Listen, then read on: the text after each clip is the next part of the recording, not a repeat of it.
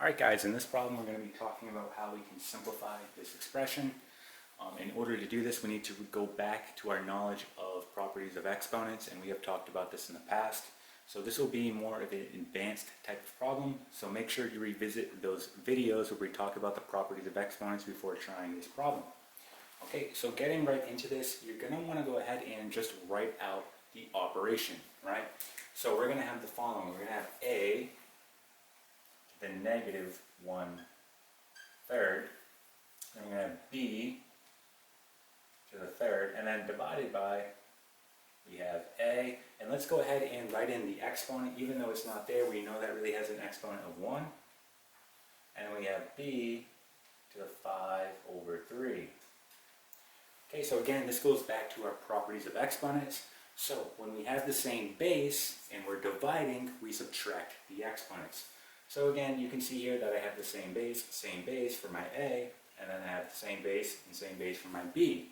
Right, so what we're going to do, we're going to do this in parts. Let's start with our base a here, and let's do this. So we have negative 1/3, right, minus 1. So essentially we have negative 1/3 minus 1.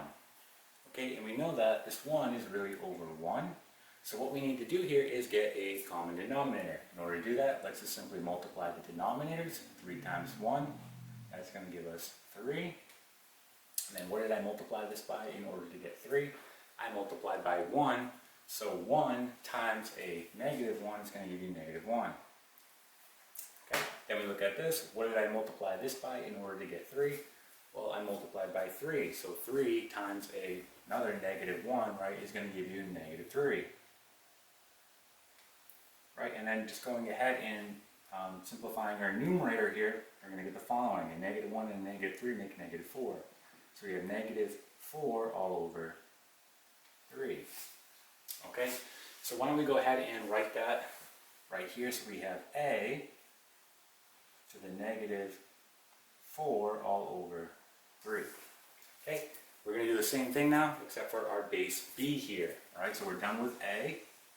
Let's move on to b. So we're doing the same thing. Since we're doing division, we subtract the exponents. So 3 minus 5/3. Again, this is really over 1, so let's write that in. We need a common denominator here. So 1 times 3 is 3. What did I multiply this by in order to get 3? You multiplied by 3, so 3 times 3 is 9.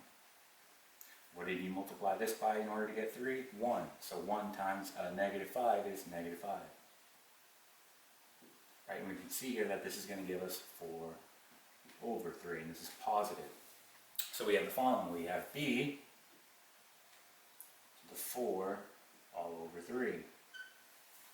Alright, let's go ahead and just erase this right here on the left side. So we're almost done. We just want to go ahead and continue to clean this up a bit. Now, since I'm dealing with a negative exponent here, if we want to get rid of that negative, we bring it down to the opposite location. So right now, this is in the numerator. Again, this is really all over 1, right? So if you want to get rid of that negative exponent, you simply just rearrange where it is. So I'm going to bring this down to the denominator, right? So this whole part here is going to be brought down to the denominator, right? And that will get rid of the negative. Again, this goes back to properties of exponents. So let's go ahead and rewrite what we have. So we're going to have b to the 4/3. And then again, we said we're going to bring this down, so it will no longer be negative. So we'll have a to the 4/3. Okay. Now let's think about how we can rewrite this as a root.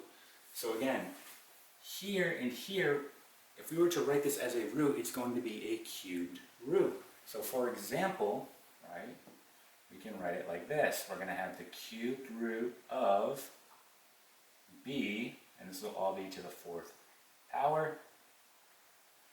And then down here, we're going to have to the cubed root of a, and again, this will be to the 4th power. Again, this goes back to the properties of exponents, and in particular when we're talking about square roots. So for example, just as a quick refresher, if you had x to the 1/2, that's going to be equal to, well, the square root of x. If if you had x to the 1/3, that's going to be equal to the cubed root of x, right? X to the 1/4, right? You'll have 4 here, and then x. So you can see the pattern here, right? Again, this goes back to the properties of exponents, and in particular roots, all right? So we are essentially almost done here. Notice that we have to the power of 4 here, and to the power of 4 here. So what we can do, we can simply rewrite this the following way. And I'll write our final simplified expression here. So we'll have the cubed root of b all over the cubed root of a, and then on the outside we'll write to the power of 4, right? That is the same thing. So this here would be your final simplified expression.